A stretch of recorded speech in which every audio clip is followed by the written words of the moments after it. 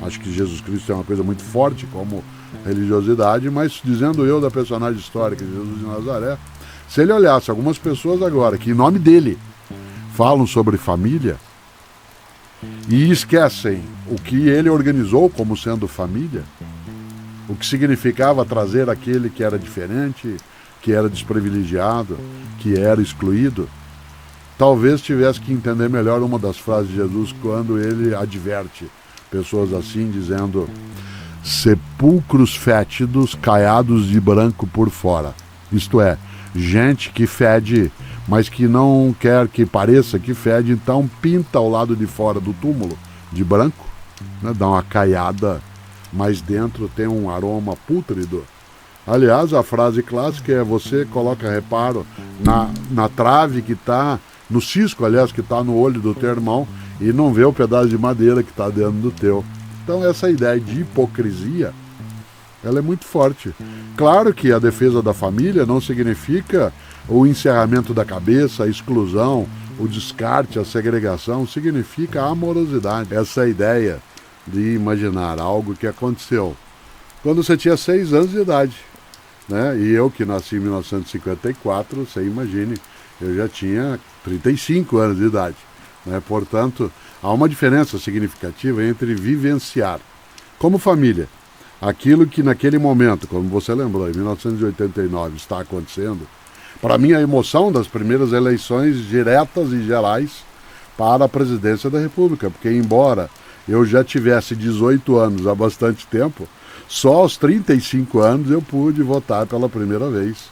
E isso fez com que houvesse não só uma emoção forte, como até trazendo meio de lado o verso outro do Renato Russo, a gente não imaginava que tinha de fazer as coisas como se não houvesse amanhã. A gente desejava estar, né, nesse amanhã, mas o mais forte, né, é lembrar que há uma fúria assim. E essa fúria do mundo pode nos conduzir de fato ao desespero, pode nos conduzir àquilo que é a passividade, pode nos conduzir a algo que é a perplexidade. E nós vivenciamos isso hoje de modo muito expressivo. Eu nunca, Pedro, imaginei, né, que se essa música é de 1989, falava da grande fúria do mundo, que tanto tempo depois, 33, 34, 35 anos depois, eu ia viver outras fúrias do mundo que imaginei já ultrapassadas. Eu aí não queria isso nem para mim, nem para minha família, nem para a família de ninguém. Isto é, algumas ressurreições monstruosas que se imaginava já sepultadas nas convivências, nas relações, nos afetos, e que se despertaram em 1989 uma capacidade de uma esperança maior em que o silêncio deixe de existir, elas ganharam alguma densidade, né, no tempo mais recente. Daí que, embora seja uma grande fúria, não é a mesma fúria e nem é o mesmo mundo, né? Nós tínhamos, Pedro, né, por exemplo, quando a música é feita, quando o álbum é lançado, a possibilidade de, fazendo aí um trocadilho com o título do álbum, que é 4 estações, vivenciá-las. É muito comum na cultura oriental, asiática especialmente, a noção de 4 estações, porque elas representam a passagem do tempo com os seus modos diversos de ser. É muito marcante em vários lugares do planeta as estações do ano. Nós não temos tanto essa diferenciação, porque nós, né, tropicais abaixo do Equador, basicamente é inverno, verão, né, e o pelo meio é turbulento. Não é casual que quando Vivaldi faz a sua obra 4 estações, ele coloca a turbulência não no verão, ele vai colocar a turbulência em outras das estações. E o mundo oriental lida muito, né, com essa ideia de que a vida ela vai sendo reinventada, renovada, ela vai sendo recriada, e as estações fazem isso. O que eu acho que nós temos hoje, e isso no campo da família acaba trazendo também uma diferenciação, é uma contemporânea convivência das estações ao mesmo tempo. Assim como a gente diz que esse tempo está louco, isto é, que a gente é capaz de ter inverno no mês de novembro e ter um verão brutal no mês de julho, assim como a gente tem uma indiferenciação em relação a algumas das estações, essa marcação do tempo parece que foi por nós, humanas e humanos, perturbada. O mesmo vale em relação a outras coisas que se tem, né? E nesse sentido, claro, né, esta brutalidade que se pode ter no dia a dia, ela não foi criada pela tecnologia nova, pelas plataformas à disposição, mas ela foi facilitada em algumas circunstâncias à medida em que ela pôde trazer à tona, né, um modo de conexão e comunicação que, por ser o tempo todo, né, marcado pela velocidade ou até pela pressa, faz com que a gente não tenha um tempo maior para meditação, para reflexão e também até para amainar, né, essa fúria que vem aí no dia a dia. Por isso, eu gosto, né, de imaginar que as pessoas, quando te perguntam o que é ser filho de um filósofo, elas até ficam imaginando que você, na tua vida, ou teu irmão e irmã, você teria mais paz, ou teria mais serenidade, porque um filósofo explicaria a grande fúria e diria, fique tranquilo. Por outro lado, como você já me ouviu dizer, eu tenho pela filosofia um afeto, mas eu não tenho uma obsessão. A filosofia não me ocupa 24 horas. As relações numa família, elas têm sim, porque é o meu trabalho, meu gosto, né, meu amor, a ideia da filosofia como presença, mas ela não é uma obsessão que me invade, né, que me possui. Eu não sou servo da filosofia, eu quero que ela seja a minha serva. Nesta hora, sem que isso carregue arrogância, a filosofia, ela sim, nesse tempo todo, né, desde o lançamento do disco, do álbum, ela trouxe algumas aproximações e ficou perplexa com alguns distanciamentos.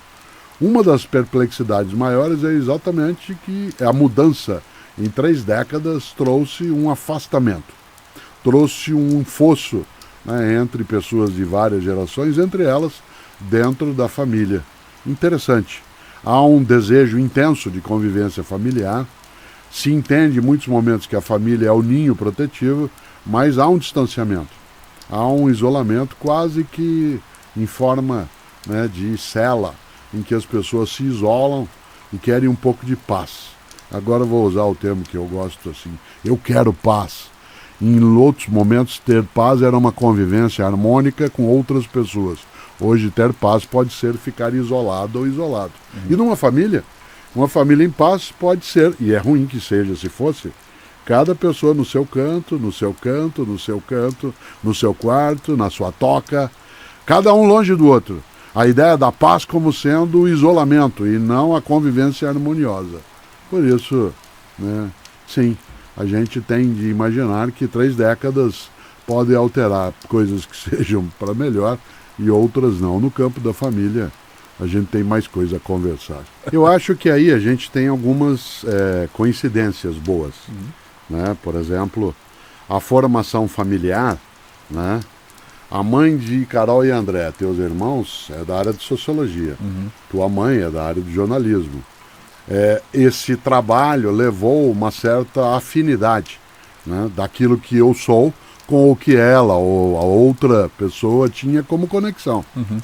Isso fez com que houvesse também uma aproximação de perspectivas de vida, de ideais. E vocês foram criados, né, dentro dessa percepção. Poderiam ter, por exemplo, nós não torcemos para o mesmo time. Não. Né? Se nós olhamos o conjunto da família, isso nunca gerou, né, uma cisão. Nós não temos a mesma percepção religiosa o tempo todo das coisas.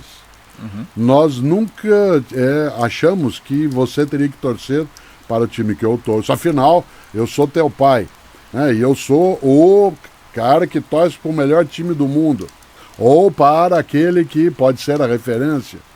Esta noção, ela foi sempre vivenciada como sendo o acolhimento da diferença, e não o aprofundamento da cisão. Ela gerou pontes e não abismos. Né? Nós fomos várias vezes juntos a futebol. Né? Em alguns momentos, inclusive, eu fui contigo assistir jogo do teu time, né?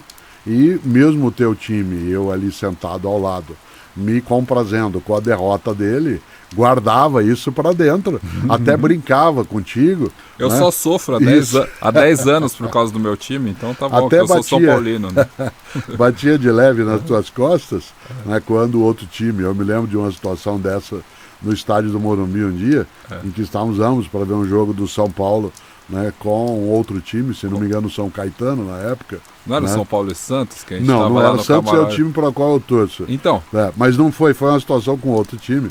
né? E eu me lembro que o São Caetano fez 1 ou 2 gols e eu só batia de leve no teu ombro. É uma comunicação, entre aspas, muda, mas ela é suficiente.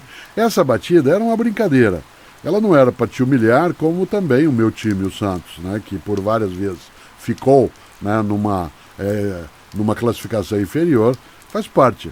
Todas as vezes que eu reclamava, né, de alguma brincadeira em relação ao futebol, né, a gente lembrava sempre o quanto que a tarefa disso é a diversão, né, é exatamente a alegria e não a marca negativa.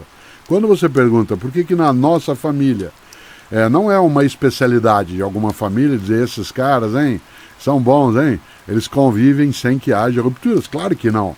É uma família como muitas outras famílias existem, mas essa identidade de percepção que veio, digamos, das mães ou do pai, com os filhos que conviveram crescendo, que estudaram em universidades assemelhadas. Isso, será que a gente foi doutrinado? Eu acho que não necessariamente, porque o pensamento livre permitiu que você escolhesse teu time de futebol sem que eu tivesse nenhum tipo de sabor, que você decidisse se ia ter religião ou não. Eu nunca peguei a você, teu irmão, tua irmã, e disse, vocês vão comigo. A influência era muito maior dos avós, aliás, em relação ao time. O fato do meu pai, Antônio, ser São Paulino, mas você não conviveu com ele porque ele faleceu muito cedo e você era criança. Mas teu avô Jair, que foi até os 90 anos de idade, quando você nasceu, em 1983, do lado de fora da porta, né, do quarto da maternidade, como em vários lugares, foi pendurada uma camisa de time, e era do São Paulo. Então, se doutrinação houve, foi por parte do teu avô. Né? Nessa hora, por que eu sou avesso à ideia de doutrinação? Não foi por isso que eu não fiz. É que eu acho que o time é um tipo de afeto que a gente vai construindo no tempo, mas eu sou avesso à ideia de doutrinar. Porque doutrinar significa eu fazer com que você pense como eu quero que você pense. E isso rompe a tua ideia de liberdade, de autonomia. Uma das belas coisas do filme Sociedade dos Poetas Mortos é o quanto ela incentiva a liberdade de pensamento. O quanto que a personagem, né, ela traz à tona a noção da arte como liberdade. A ideia da arte como sendo a expressão de algo que marca, né, um mundo em que há sim uma grande fúria, mas a gente não é derrotado. A gente não é derrotada por uma fúria como essa. Ela está à nossa volta. Grande pergunta. Por que a gente tem de explicar a grande fúria do mundo? Porque nós não conseguimos viver sem explicações, né? É muito comum algo que parece brincadeira, que eu vou dizer, mas nós queremos, dentro daquilo que simula o caos que é a vida, a gente começa a organizar. Quer ver um exemplo? Senta você, senta eu, senta quem está agora conosco, né, nos ouvindo nessa conversa.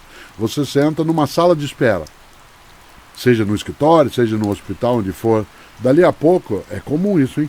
Você começa a contar quantos azulejos tem na parede, ou começa a olhar quantas luminárias tem no teto e organizar mentalmente aquilo. Esse ordenamento do que está à nossa volta, isto é, a busca de oferecer uma lógica para as coisas, impede o desespero. Por isso, pode ser que não exista uma explicação para a grande fúria do mundo, mas nós não desistiremos de fazer com que tenha de haver. E uma família é um ponto de partida para essas explicações. Daí que, quando você lembra de modo muito, muito forte, que nós temos vivenciado tempos em que a família chega à ruptura, em que se chega à degradação da convivência, em que se chega a uma impossibilidade de estar com a outra pessoa, porque ela não tem a mesma percepção política ou ideológica, não é só triste, é algo que terá um custo muito alto para nós, porque nós estamos nos perdendo num momento em que, sem a anulação das divergências, é preciso trazer na convivência a possibilidade de que elas possam conviver. Isto é, a convivência com as diferenças não obriga a aceitação. Eu não tenho de aceitar e praticar aquilo que você indica, mas eu tenho que entender aquilo que você indica e pratica e fazer com que esse entendimento ele não chegue a rupturas. Será que eu quero vencer você na tua ideologia? Se você, Pedro, e eu tivéssemos uma ideologia diferente, será que eu gostaria que a minha fosse hegemônica? Claro! Do contrário, ela não seria um princípio político, um ideal. Será que eu quero te anular, né, te esmagar, tirar você da vida só porque você não pensa como eu? De modo algum. né? Porque, usando o último exemplo nisso, na nossa família, nós sempre tivemos um método que ajudou bastante, especialmente entre os sobrinhos, os primos, os irmãos, nora, cunhado, que era jogar truco. Você quer uma coisa mais divertida do que um jogo de truco, que é um jogo caipira? Parênteses, para sofisticar um pouco a conversa, Mário de Andrade, o grande escritor Mário de Andrade, descreve o jogo de truco na obra Macunaíma. Né? Você imagine que é uma coisa do século XX no seu começo. Ora, o que acontece no jogo de truco? Você até que anula um pouco as formalidades. Sou eu o sogro, posso ter o meu genro ou minha nora jogando, é meu adversário, é ou ela adversária, e ela brinca comigo, xinga, faz gozação. No jogo de truco é a única hora da infância em que eu podia gritar com você. Isso, exatamente, pode gritar com o pai. Depois parou, o jogo parou. Né? Mas o mais interessante é que no jogo de truco, você brinca com a outra pessoa é teu adversário ou adversária, mas você não pode ultrapassar o polo da convivência, porque senão acaba o jogo. E se tem uma coisa monótona, absolutamente tediosa, para quem já jogou truco na vida, né, é o mano a mano. Né? Você tem que ter adversários. Os adversários serão sim, né, buscados a serem vencidos, mas você tem que vencer sem expulsar da partida. Você tem que fazer com que haja um dimensionamento, né, daquilo que é o confronto que se colocaria como sendo apenas um momento que depois se reconstrói. Inclusive, porque no truco a gente muda de parceiro, né, em vários momentos. E aí para dar graça. Isso. Para dar mais graça. O gostoso disso tudo é que a divergência, de maneira alguma, ou o enfrentamento, ou a competição, de maneira alguma, ela pode significar o descarte do outro. Qualquer pessoa que esteja agora nos ouvindo sabe o quanto que a gente com 5 anos de idade, 7, brincava com o primo, com o irmão, com a irmã, brincando em quem fica mais tempo dentro d'água, quem fica mais tempo sem respirar. Era assim um jogo, mas não é porque o outro ficava menos tempo, né, que você ia lá e empurrava a cabeça dele dentro d'água para que ele se afogasse. Ao contrário, inclusive porque se ele sai do circuito, acaba o jogo. Né? Uma das coisas que a vitória ensina não é apenas o triunfo, mas é a administração do triunfo. Ou seja, a capacidade de entender aquilo como um mérito, se eu venço algo, venço num concurso, venço numa corrida, venço numa brincadeira, venço na disputa de um cargo, numa eleição. Mas imaginar que para que eu possa gerir o que virá na sequência, isto é, gerir a minha vitória, ela tem de ser generosa. Essa vitória não pode humilhar, diminuir e esmagar quem perdeu. Seja porque, na convivência, isso traria um desconforto e um descompasso da própria convivência, seja porque nenhuma vitória é contínua, tal como nenhuma derrota é. Né? Quando Elis Regina cantava no Brasil, vivendo e aprendendo a jogar, é uma das coisas que a gente traz. Nem sempre se ganha, nem sempre se perde. Mas não é que a vida é exatamente isso e a gente se habitua. É porque nós organizamos a vida como sendo essa possibilidade. Por isso, o administrar a vitória exige uma atitude altiva e não arrogante, em que sim, eu tenho mérito, por exemplo, se eu algo venci, mas eu não posso imaginar que a pessoa que foi por mim vencida, que ela não tem mérito algum. Né? No campo da política, eu sempre tive um desejo, né? Claro que faz parte de um ideário que se poderia até, Pedro, dizer que é romântico. Eu sempre imagino que se eu tenho uma eleição sendo disputada para qualquer coisa, e tenho 5, 6 candidatos ou candidatas, que a pessoa que vence, ela teria a tarefa de incorporar as propostas mais relevantes e inteligentes de quem perdeu. Interessante. Né? Já imaginou? Você tem 5 candidatas ali, eu venço o voto, o pleito na questão, né, numérica, né, contábil, matemática, mas eu tenho a tarefa, a obrigação de trazer aquilo que foi por mim derrotado na pessoa, mas não na ideia. Pode ser que um opositor ou uma opositora minha, por ele não venceu ou ela, mas a ideia era melhor do que uma que eu tenho. Assim pessoa define. Que perdeu que pode ser incorporada no processo, sem que a gente anule a vitória. Te dou um exemplo concreto. Eu tenho uma admiração imensa por Abraham Lincoln. Quando ele disputou a presidência dos Estados Unidos no início dos anos 1860, Ele era até quase improvável que ele pudesse vencer. Ele era, entre aspas, usando um termo que a mim se aplica, caipira. Era de uma região dos Estados Unidos que não tinha assim tanta formação intelectual, né? Era alguém que, olhando à distância, parecia um pouco meio desengonçado, alto em excesso, sempre com uma cartola. Era uma figura meio fora do que seria, né, o padrão daquele momento. E ele disputou a eleição contra adversários poderosos, com uma tradição maior, com um vínculo mais forte com a política usual. E ao vencê-los, ele convidou 3 dos 4 que ele houvera vencido para fazerem parte do governo dele. Aliás, 2 aceitaram e fizeram parte do governo dele. Colocou um deles, inclusive, como secretário daquilo que seria, né, uma espécie de ministro da Defesa, que depois o ajudou a lidar com a Guerra Civil norte-americana. Olha a inteligência do Abraham Lincoln. Não é que ele, ao fazer isso, foi complacente, benemerente, disse, venham aqui, vocês que perderam. E não é que ele evitou uma guerra civil. Não, ele não evitou, ele estava ali no começo. Inclusive, ele foi assassinado antes que a guerra acabasse. Né? E foi assassinado. Mas o fato de ser aberto aos... Mas ele postergou imensamente a derrota das forças que foram não escravagistas. Sim. Porque o grupo que foi derrotado foi o grupo escravagista. Sim. Né? Portanto, a derrota dele e até a morte dele por assassinato, ela veio a partir de uma vitória. Porque jamais ele seria assassinado, o Abraham Lincoln, se ele não tivesse chance de ganhar. Tal como ele ganhou. Né? Ninguém ligaria para alguém que fosse absolutamente, né, irrelevante na situação. Ele, quando eu conto isso, eu volto ao ponto. Meu gosto político. Você está numa conversa, e aí não precisa ser política com eleição, pode ser numa conversa na família, na empresa, pode ser de um projeto. Né? Vamos votar. Vamos votar para onde nós vamos se a gente juntar algum dinheiro para passear. Nós, a família, ou grupo de amigos, vamos fazer uma escolha. Aí a gente vai decidir pelo voto, por ser um dos modos de fazê-lo. Seria tão bom se quem vencesse pudesse incorporar aquilo que se considere adequado das outras. Pergunta tua, quem decide o que é adequado? Quem venceu pode escolher ou não. Eu acho que é um sinal de inteligência, né, que ele ou ela que vença possa escolher.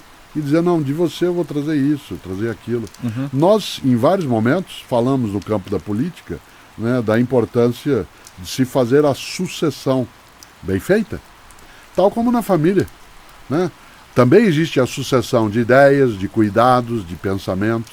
Quando um pai, como é o meu caso, um filho, como é o teu caso, e aqui pai e filho, evidente que eu te ajudei a formar, e depois de um determinado momento você ajudou a me formar.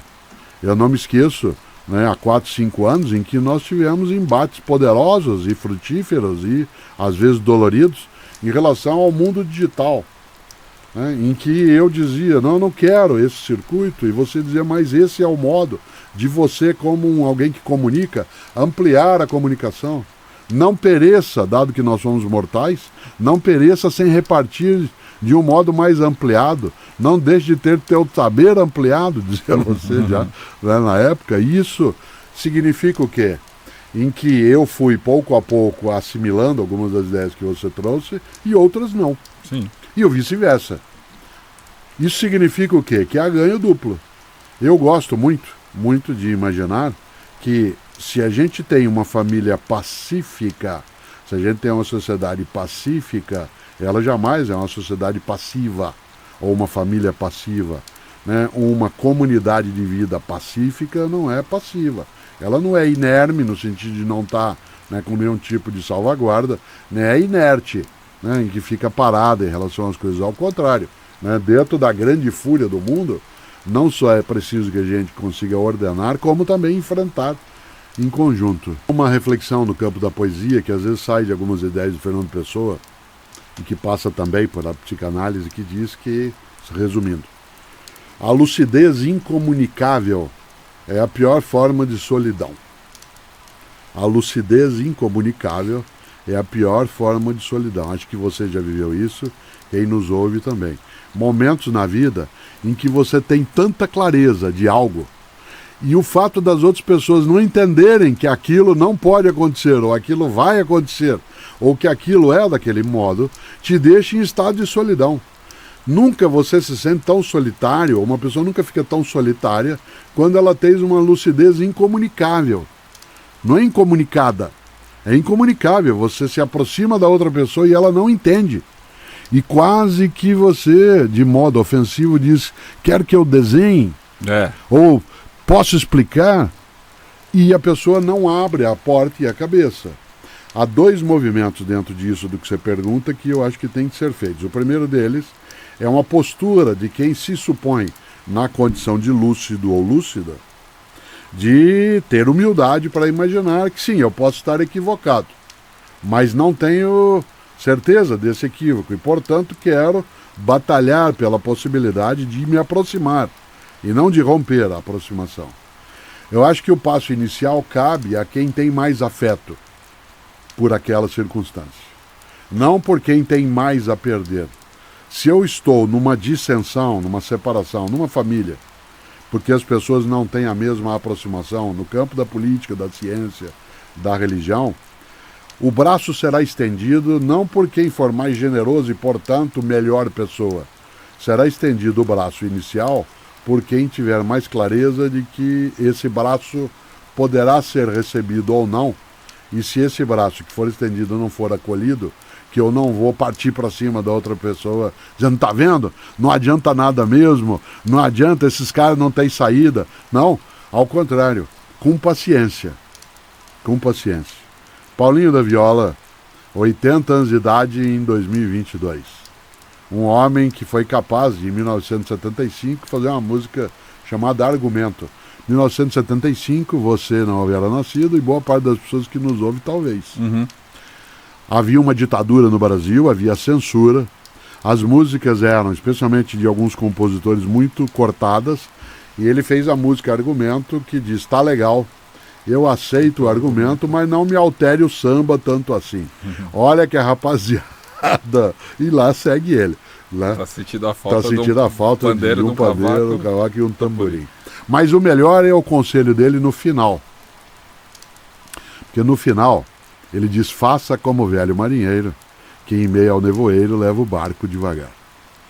Faça como o velho marinheiro, que em meio ao nevoeiro leva o barco devagar. Ou seja, quando as coisas não estão tão nítidas, quando elas não estão tão claras. O nevoeiro, ele faz com que a gente tenha que tomar algum cuidado. Por isso, Nietzsche disse coisas que nos ajudam a pensar nesse campo, mas quem para mim melhor trabalhou essa ideia foi Hegel, antecessor do Nietzsche dentro da filosofia alemã. Anterior, não antecessor. Hegel dizia: quem exagera o argumento prejudica a causa. Quem exagera o argumento prejudica a causa. Por isso, a minha aproximação, se eu desejo fazer com que a gente não tenha fossos, não tenha pontes dinamitadas, se isso importa para mim, eu vou persistir. Quem ama não desiste. Né? Quem ama insiste, procura e vai. E se isso dará trabalho, e dará, se isso trouxer algum contragosto, e trará, se eu partir do princípio de que poderão dizer não a essa aproximação, isso não é razão para que eu cesse a iniciativa. É apenas uma possibilidade. Mas eu posso ter sim o sim. E a pessoa se ficará menos reativa a essa circunstância e a gente refaz os esgarçados tecidos, né, os esgarçados liames do tecido da família, especialmente nos tempos de turbulência, quando as pessoas começarem a entender que elas são mais acolhidas, né? E que eu não tenho dela raiva, eu apenas não concordo, e eu tenho às vezes pena que seja daquele modo, né? Eu não queria não estar com aquela pessoa, né? Seria tão bom que a gente tivesse nossas diferenças sem que isso nos distanciasse. Aí tem a grande pergunta, né, Pedro? Mas então significa que aceitamos qualquer coisa? Não, mas eu posso ter postura diversa, entender que a tua postura, por exemplo, pode estar equivocada, mas nem por isso você é alguém que eu vou sentenciar ao exílio afetivo. Exceto canalhas, e existem canalhas, existem as canalhas e os canalhas. Esperamos sim, que sejam poucos, né? Eu acho que são poucos. Sim, eu também acho. Agora, eu tenho um princípio, como professor que eu sou há quase 50 anos, que é uma frase que eu acho que vale sempre. E todas as vezes que alguém se equivoca, ou todas as vezes que eu me equivoco em alguma coisa, eu penso nessa ideia. E na família também. Nas vezes em que eu fiz o que não devia, ou nas vezes que você fez o que não devia. nas vezes em que alguém na família deixou de, né, praticar aquilo que seria correto, a ideia central é pensar assim, ó, teu erro não te define. Teu erro não te define, você não é o teu erro. O teu erro naquela circunstância é um erro naquela circunstância. Você não passa a ter uma identidade marcada por esse erro. E eu jamais seria educador se eu imaginasse que o erro definisse as pessoas. Uhum. Eu jamais seria alguém que teria o trabalho de auxiliar a formação se eu supusesse que não tem saída.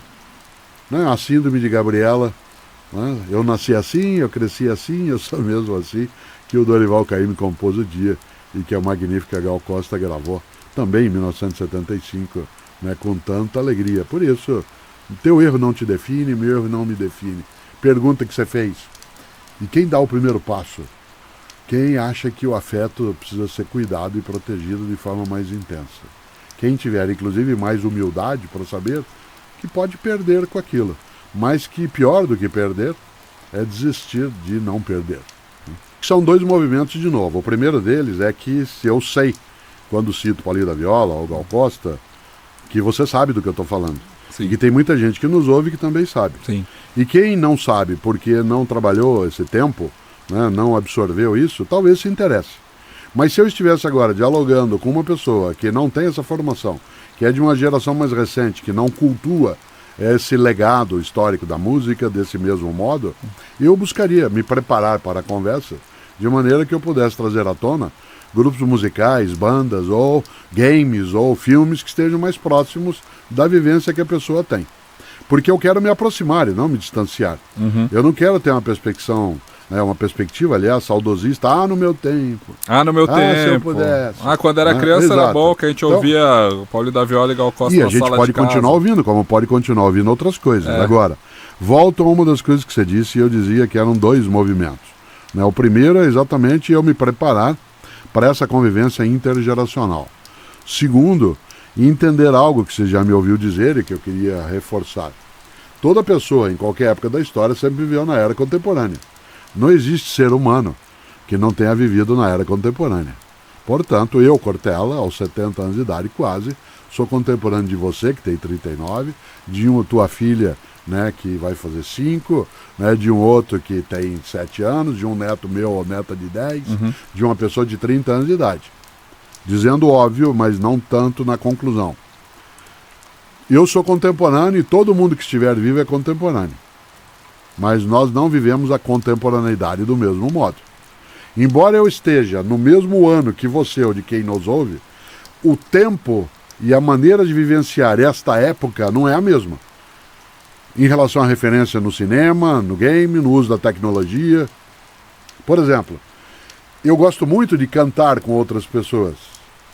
Eu gosto muito de ouvir música com outras pessoas, mas também gosto de fazê-lo de modo individual, quieto. No entanto, eu não tenho exclusividade, que eu quero só ouvir sozinho ou só ouvir com outras pessoas. Essa possibilidade de uma abertura maior, ela é uma característica de uma geração como a minha, que veio, né, num mundo, eu sou do pós-Segunda Guerra Mundial, em que a ideia era abrir a cabeça, era abrir o mundo de outro modo. Nós tínhamos acabado de sair de um conflito, eu nasci em 1954, Então, mas isto é, guarda bem, fazia só 9 anos que tinha tido uma bomba atômica no planeta, fazia só 9 anos que tinha 55 milhões de pessoas que tinham morrido numa guerra. Sim. A geração na qual eu cresci, ela desejava uma convivência que fosse paz e amor, e portanto uma inclusão. Isso não significa tanto porque essa mesma geração foi aquela que no campo, depois da autoridade da política, fez as guerras, né, como comando, né, com os seus adultos. No entanto, isso não despreza algo que você trouxe, que eu acho que a gente tem de retomar. As referências culturais que a nova geração que chega agora tem, ela poderá ser distanciada de mim se eu dela me distanciar. Mas eu poderei também buscar essa aproximação. Quando você e teus irmãos eram crianças, a gente fazia algo que você lembrou. Sábado à tarde, nós nos juntávamos na sala, se sentava no chão, e cada um apresentava, independentemente da idade que tivesse, 2 músicas que gostasse para os outros. Né? Ora, isso fazia com que houvesse ali uma mescla de repertório. hoje fica mais difícil juntar e sentar juntos num sábado à tarde, porque os interesses eles não são coincidentes e nem se tem o mesmo tipo de ocupação. Isso significa que eu preciso, antes de tudo, fazer com que as pessoas que estão comigo ao mesmo tempo, mas não do mesmo modo, que a gente aproxime os nossos interesses. E essa aproximação se dá num ponto de partida. Eu não posso desprezar o gosto que outra pessoa tem apenas porque não coincide com o meu. Eu não posso imaginar que a emoção que captura alguém, que ela é menor. Eu não posso reintroduzir a ideia antiga de que existe música clássica e música popular. Claro que quando a gente fala em música clássica, nós estamos nos referindo à música sinfônica, mas o termo música clássica de um lado e música popular do outro dá a impressão de que existe um local do refinamento, da erudição, e esse sim, que tem a chancela da validade, e tem um lugar que o povão circula, batuca, mexe. Nesse sentido, a retirada do desprezo de cena já é uma maneira de a gente aproveitar essa convivência intergeracional. Por último, dentro disso, você já me ouviu dizer, as novas gerações não são um encargo, elas são um patrimônio. Elas significam uma possibilidade de renovação da percepção da vida, mas elas não estão prontas, como eu não estou. E nem elas, só porque chegaram agora, são mais atuais. Eu, como professor, e depois fui secretário de Educação também na cidade de São Paulo, pude vivenciar a atividade de gestão. Tem muita gente muito mais jovem do que eu, absolutamente reacionária, com postulados que não são pós-renascentistas, são pré-medievais, são coisas que você imagina que não estariam na cabeça de alguém que deveria ser uma pessoa mais inclusiva, menos segregacionista, que quando tivesse o poder em mãos, que ela não partisse para a extinção da outra pessoa. Você, o André, a Carol, fizeram com que eu partilhasse vez ou outra a musicalidade trazida por New Kids on the Block, certo? Nem é da minha balanço, época. É sim. É mais o André, a Carol. Então, mas você também partilhava disso. Sim. E isso passou a incorporar um pouco de mim, mas daquilo que vocês trouxeram, que eu mais apreciei era o Red Hot Chili Peppers. Especialmente uma música deles, que é Californication, que embora tenha um conteúdo que resvala no estranho, ainda assim é maravilhoso. Esse sim. Fico imaginando que se eu coloco hoje isso em cena, a pessoa que hoje tem menos de 20 anos de idade vai entender o Red Hot Chili Peppers como uma banda do século passado, como ela era. Era mesmo. Mas eu não esqueço que em 2022, que foi o ano que tivemos os 60 anos dos Rolling Stones. Isso aqui é uma coisa mais atual do que os Rolling Stones em termos de capacidade de influência, de presença. E você? Qual coisa que teus pai ou mãe indicaram em que você... É gostoso isso, porque o Queen é referência para mim, na minha trajetória, tal como eu não imaginava que até hoje eu continuasse com o Creedence, Clearwater Revival comigo na minha trajetória. É uma banda do começo dos anos 1970 na minha vida, final dos anos 1960. E é curioso porque em alguns locais você vai, em algumas situações, alguma balada, às vezes outro se coloca algumas dessas bandas mais antigas, tal como se coloca de agora. E se vai em algum lugar e balar, como assim? Você repete? Eu não, mas vez ou outra, em algumas circunstâncias, em função da minha atividade, quando eu entro no evento, tal, tem alguém colocando o som, você tem ali um DJ que coloca as coisas, e uma das coisas que o Queen marcava bastante, você lembrou aí de uma das músicas, é esse tipo de batida. Ela é muito aproximada do que virá depois como música eletrônica, ou como alguma coisa que trouxe outros caminhos. E filme, hein? O que mais influenciou foi a Seinfeld, a série que eu comecei a assistir por conta da tua influência, quando você disse de fato que era para assistir alguma coisa, dado que eu era da área de filosofia, sobre que tratava do nada. Como o nada é uma questão filosófica muito séria, porque o nada é exatamente como é que você qualifica a ausência, isto é, como é que você descreve o inexistente, e para descrever o inexistente precisa muita palavra, é impressionante como isso se troca. Tem dois movimentos de novo. O primeiro deles é um movimento interno, olhando para dentro. Eu fico imaginando pais e mães, na formação que deram ou dão para os filhos, podem torná-los mais persistentes, mais resilientes, mais combativos, mais esforçados, ou suprir neles aquilo que seria importante que não fosse suprido, porque isso deveria vir do esforço próprio. E aí você enfraquece a pessoa. Sim, pais e mães podem fazer isso. Quando fazem no lugar de, em vez de fazerem juntos. É uma possibilidade. A outra possibilidade dentro disso é o fato de que algumas das condições de convivência do dia a dia, de provimento, de base econômica, de meio, de base material, elas ficaram mais facilitadas em algumas camadas da população. Esta ideia de que a gente tem uma geração um pouco mais fragilizada no esforço, ela é muito mais forte em algumas camadas da população. Ela não vale para quem tem que no dia a dia buscar comida, para quem tem que trabalhar mais cedo. É para burguês. Isso, vale para determinadas camadas que são mais tranquilas, como é o teu caso, ou o meu, dentro da camada social. Né? Nesse sentido, é gente, por exemplo, que podendo passar pela escola, despreza a escola. Diz que não quer ir, que não vai. Né? Gente que diz que despreza bens materiais exatamente porque os tem em quantidade à disposição. Né? Gente que diz que tem desapego, mas é o desapego que você só pode desapegar se você tiver. Né? Então, nesse sentido, há um certo conforto, né, Pedro, nessa condição. Eu não quero perder o raciocínio. Tempos difíceis podem formar pessoas mais fortes. Mas, de fato, dentro da frase que você leu e vai reler de novo, né, esses tempos, quando facilitados, eles só formarão pessoas frágeis se elas não tiverem reverência em relação aos tempos que foram construídos. Isto é, se elas tiverem apenas o usufruto e não, né, a dedicação e a exemplaridade do esforço. Né? Há sim uma chance muito grande de nós encontrarmos situações em que se enfraquece a nova geração fazendo por ela. Eu tenho uma lição comigo, que eu conto vez ou outra em palestra ou em aula, que aconteceu contigo, né, com você. Eu não sei se você tem memória disso, provavelmente sim. Certa vez você ganhou um aviãozinho de montar. Um aviãozinho de montar. Aqueles aviões que vêm numa caixa, né, que depois você separa as peças, elas estão todas grudadinhas uma das outras, e era para montar o aviãozinho. Você ganhou e você trouxe para eu ver. Né, eu me lembro até do local onde nós estávamos. Né, e aí eu peguei com uma alegria imensa para poder que você brincasse logo. Eu montei o aviãozinho para você. E coloquei em cima, né, no chão, e você ficou olhando aquilo. E aí eu falei, gostou? Ele falou, você falou não. Eu falei, por quê? Ele falou, porque eu não queria que você montasse, eu queria aprender a montar. E disse, e você tirou de mim o prazer de montar.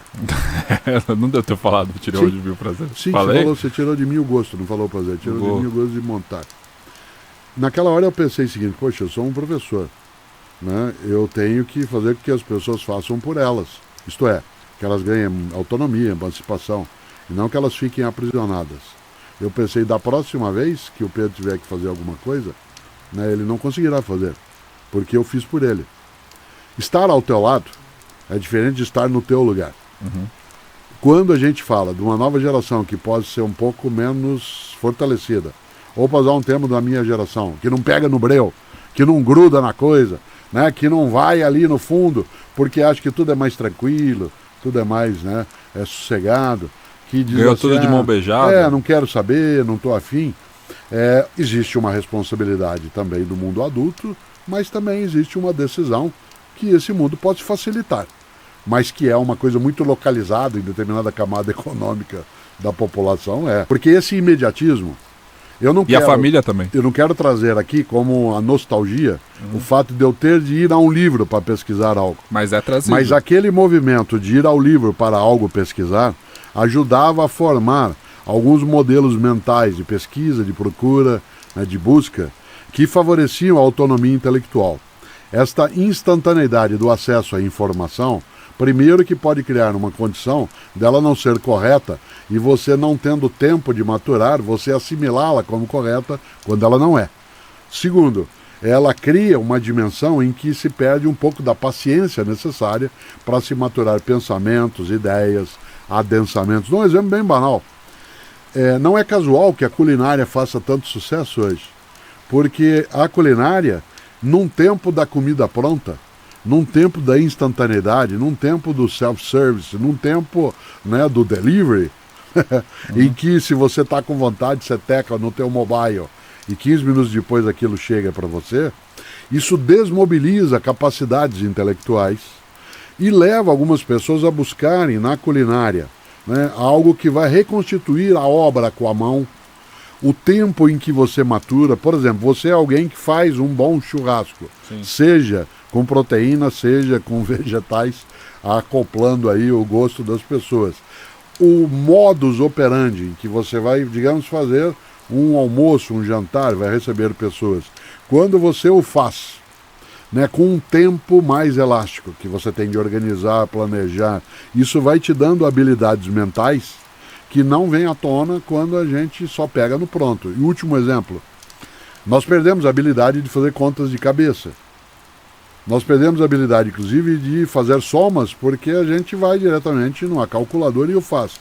Aí você pergunta, bom, e para que alguém precisa fazer conta de cabeça? Bom, em situações em que você não vai ter a tecnologia ao teu lado. Portanto, ficarmos aprisionados dentro de uma dependência tecnológica, ela é algo que é negativo. Daí que, Pedro, eu não acho que seja nostalgia. Eu acho que é apenas o trazer de volta algumas coisas que têm importância, né, e que foram no passado e que agora continuam tendo relevância. Só agora... Quando você tem acesso imediato, né, quando você tem acesso sem nenhum tipo de, né, de ponte para aquilo que é o movimento de chegar a algo, você não tem percepção de processo. Uhum. Você não tem a ideia de processo. Se eu, ao bater o dedo, algo vem, se eu abrir uma geladeira, lá está aquilo que eu vou consumir. Se eu for até um canto e tem ali uma banana, né, e eu não tenho ideia de que para que aquilo ali estar, há necessidade de todo um tempo, um movimento, um esforço anterior. Se eu acho que aquilo o dinheiro fica automatizado. Se você pegar, por exemplo, algumas sociedades em que tudo é mediado pela tecnologia, inclusive o não uso do dinheiro papel, né, ou até cartão de crédito ou cheque, ele é todo no eletrônico, no digital. A criança vai crescer também, mas isso é infantil e faz sentido na infância. Ela vai crescer com a ideia de que basta eu pegar um mobile e digitar e as coisas vão vir. Quando eu posso pedir comida delivery só teclando, eu não tenho ideia do processo de fabricação, de produção, do esforço feito para ter aquele recurso, que alguém tem que se deslocar, que alguém teve que plantar. Esta forma mágica de chegada das coisas, ela distorce a visão. Por isso que quando o Renato Russo, né, e a Legião Urbana cantam, né, me explica a grande fúria do mundo, mas também, por que o céu é azul? Esta ideia de buscar algo que dê um sentido. Eu gosto demais, Pedro, porque a música, ao se chamar Pais e Filhos, ela lida com a noção de geração. Quer ver o único lugar que tem a ver com a minha geração, um pouquinho com a tua e quase nenhuma com a atual, onde não há geração, a família Disney. Ninguém é pai de ninguém. Todo mundo é tio ou sobrinho. Né? O Donald tem sobrinhos, o vovô Patinhas, ele tem netos, mas ele tio não Patinhas, tem... ele é tio Patinhas. Ele é tio, ele não tem neto. Ninguém, não existe pai e mãe. Não existe. Portanto, é tudo relação, porque a ideia de pai e mãe dá a ideia de geração. E a ideia de geração dá a ideia de término, de fim. Um dia, um magnífico sociólogo da Universidade de São Paulo, né, chamado José de Souza Martins, escreveu, ainda nos anos 1970, um livro pequeno de tamanho profundo chamado Tio Patinhas no Centro do Universo, em que ele vai buscar que uma das ideologias mais fortes é aquela que faz com que as pessoas não tenham noção de processo. Isto é, que elas entendam a vida como um mero instante agora. Para você trabalhar com a noção do instante agora, você tem que tirar a percepção de processo de geração. Então, eu não posso ter personagens de histórias que tenham pais. Sim. Eles têm que ter só tios. Porque se aparece pai e mãe, vem sequência. A primeira coisa que uma ditadura em qualquer lugar tira é o ensino de história. Porque o que se aprende em história é que aquilo que é não era, aquilo que é pode não ser. E quem deseja a estabilidade a qualquer custo, no sentido de constrangimento, não pode ter ideia de processo. E conservação? Claro, porque uma pessoa que notar que aquilo que agora é não era desse modo, poderá concluir que aquilo que agora é pode deixar de ser. Ora, a grande fúria do mundo, ela pode ser desviada, simulada como não sendo fúria, buscando acalmar o que não está calmo. Esse desespero silencioso que você falou no nosso ponto de partida da conversa, ele não pode ser silenciado. E agora eu vou usar uma expressão que eu gosto. A noção de silenciado, aquele que não pode falar, né, em latim, é infantil. Né? A infância, a noção de infante é quem não pode dizer. Uma pessoa infantil é aquela que não pode falar. E claro que tem sentido múltiplo nessa expressão. Mas a mais forte é que quando você infantiliza alguém, você impede essa pessoa de dizer-se. E impede que ela tenha a sua própria forma de pensamento. Daí que me explica a grande fúria do mundo, por parte de Renato Russo e Legião Urbana, para mim é muito mais um grito de socorro do que de fato um projeto. Família é um conceito de um território afetivo, um território de cuidados recíprocos, de capacidade de acolhimento, onde a amorosidade ela se expressa no concreto do dia a dia, mas ela não tem a mesma configuração agora que ela tinha há 30 anos e nem aquela que ela tinha há 100 anos. Essa noção que a gente tinha nos anos 1980, 1990 de família, claro que ela é alterada, né? E ela terá de sê-lo por duas razões básicas. A primeira é que a vida teve uma extensão de tempo.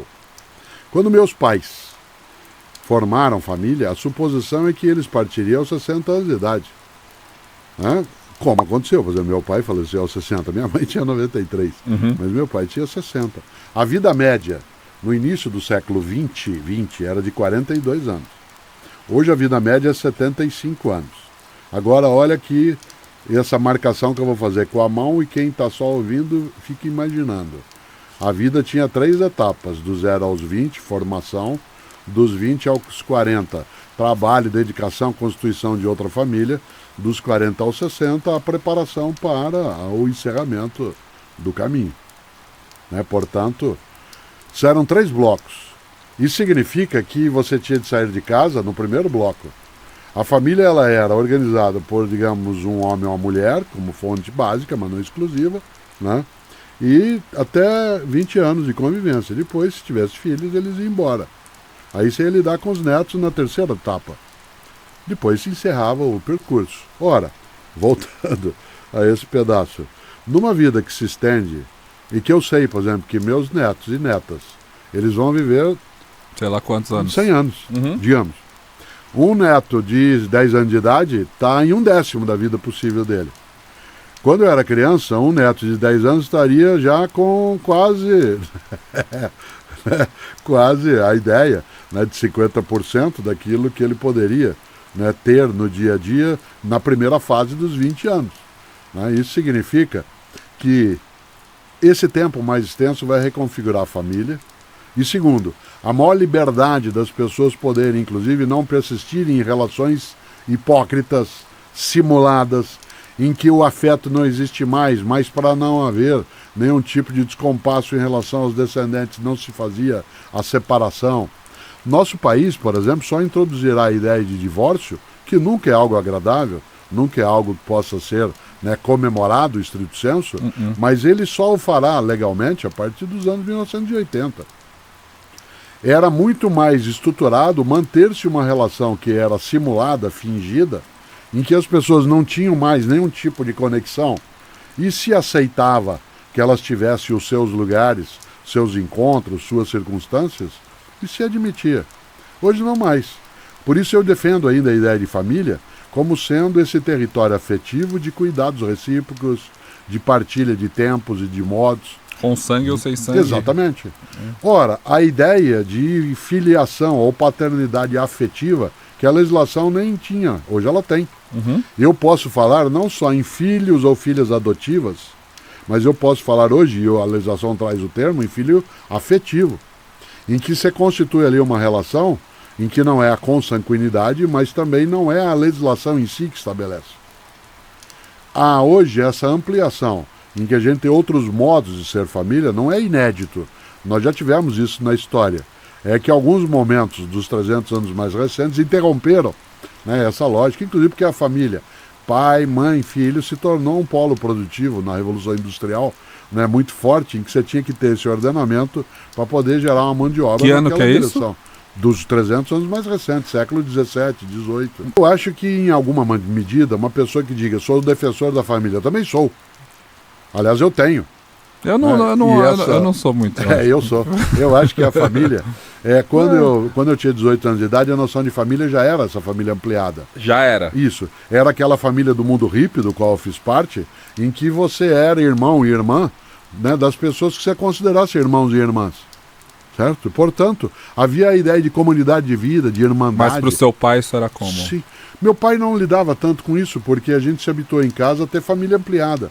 Quando algum na família falecia, algum adulto, os filhos dele ou filhas vinham viver conosco.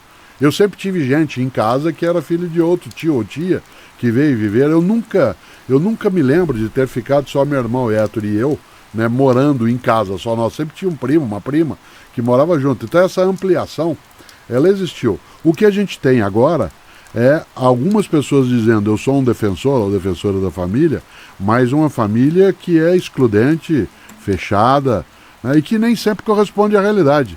Porque muita gente que diz que é defensora ou defensora da família, né, não mantém necessariamente uma família amorosa, uma família harmônica, uma família pacífica. Em algumas situações, essa família é marcada pela fúria e não pelo mundo. Só para lembrar, Mary Shelley, que escreve a obra Frankenstein, muita gente às vezes esquece que Frankenstein é o autor e não o monstro. Né? O monstro não tem nome. O monstro se chama A Criatura. Às vezes se chama de Frankenstein um monstro que dali saiu. Mas o Frankenstein é a autoria do que dali saiu. Então é o responsável. Eu gosto da junção, da união, dos laços afetivos, gosto da ideia de nós termos uma grande estrutura de autoproteção, de mecanismo recíproco de convivência. Sem a fórmula. Sem a fórmula, mas não tem uma fórmula exclusiva. Né? Se você imaginar, no campo das religiões, né, Siddhartha Gautama Buda deixa a sua família para poder criar uma outra família, que é o mundo. Certo?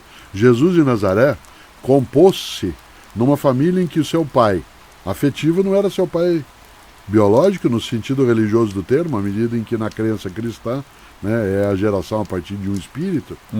E ele sai, deixa sua mãe e vai, porque seu pai já era falecido, e vai viver com outra família, que eram os seus apóstolos, seus discípulos. Ali ele forma uma família. Forma uma família. Né? E nessa família quem estava? Coxos, estrangeiros, prostitutas. É um exemplo assim muito forte. Família é estrutura de amorosidade, como vários ensinaram, né, pela vida fora, na religião, fora dela, né, na ciência. A expressão meus irmãos, minhas irmãs, né, meus amigos, minhas amigas, não pode de maneira alguma ser banalizada, né, com uma ideia de família que, primeiro, não é desse modo o tempo todo. E às vezes quem diz que assim deve ser, não a tem desse modo. Eu moro com a minha mãe, mas meu pai veio me visitar. Só que no caso sou eu que estou visitando e sendo visitado. Que bom.